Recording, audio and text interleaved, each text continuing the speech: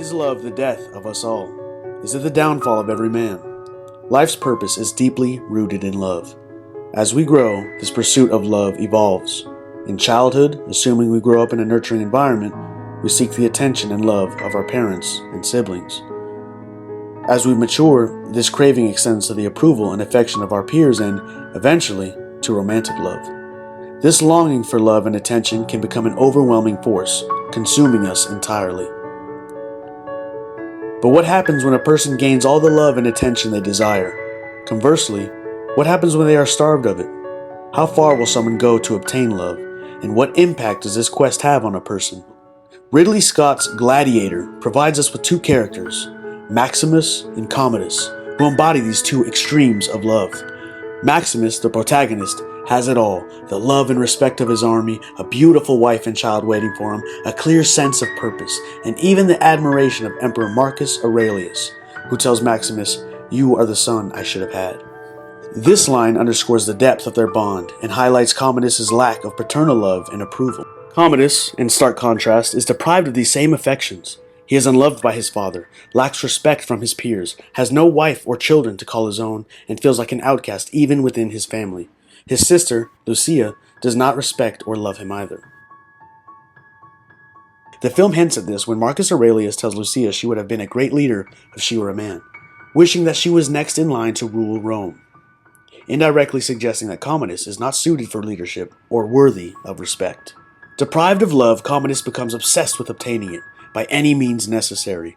He kills his own father upon learning that Maximus, not he, will be the next emperor, driven by the desperation to gain the love and acceptance he so desperately craves. However, he does not earn this love. He attempts to force it, believing that by killing his father, he can claim the love and power he never had, forcing his way to the throne.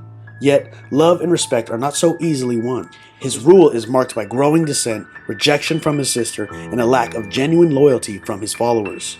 His forced attempts to gain love ultimately lead to his downfall at the hands of Maximus, the man who embodies everything Commonus desires. Now, let's turn back to Maximus Decimus Meridius. Initially, he is a man who has it all, loved by his family, respected by the emperor, and admired by his soldiers. However, everything he holds dear is taken from him. His wife and child are brutally murdered, his army is lost, and the emperor is killed. Stripped of his family and purpose, Maximus's life becomes consumed by a quest for vengeance, which is fueled by the love he lost.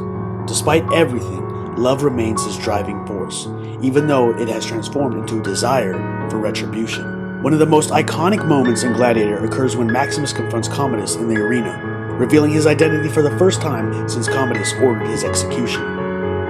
Maximus declares, "My name is Maximus Decimus Meridius, commander of the armies of the north, general of the Felix legions, and loyal servant to the emperor Marcus Aurelius."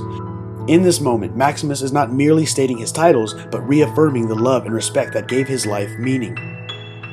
We see two men on opposite ends of the spectrum of love. Maximus begins with an abundance of love and loses it all, while Commodus starts with none and strives to gain it. Their motivations, though different in origins, lead both men to their deaths, each, in his own way, destroyed by his relationship to love. In the end, both Maximus and Commodus are remembered in history, their names echoed in eternity, united by their actions driven by love, one with its abundance and the other with its absence. But what if their roles were reversed? Would Maximus have achieved greatness without the love of his family to ground him? Would he have accepted the role of emperor more readily if he had nothing holding him back? And what of Commodus? Would he have been a different man if his father had loved him properly, accepted him? Would he have been capable of more or less if he had known love and then lost it? These are the questions we must ask ourselves. Do you feel loved and accepted? Do you receive the attention you seek from those around you?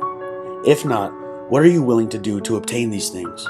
And if you do acquire them, will they make you a better person, or will you lose the best parts of yourself in the pursuit of someone else's approval? Love is a powerful motivator. It can drive us to greatness or to our downfall. It can lead us to sacrifice, to fight, to endure. Yet it is worth considering whether our lives would be better or worse without it. Is love an essential part of our humanity, or does it hinder us from reaching our true potential? Ultimately, as Gladiator reminds us, we're all dead men. Sadly, we cannot choose how, but we can decide how we meet that end in order that we are remembered as men.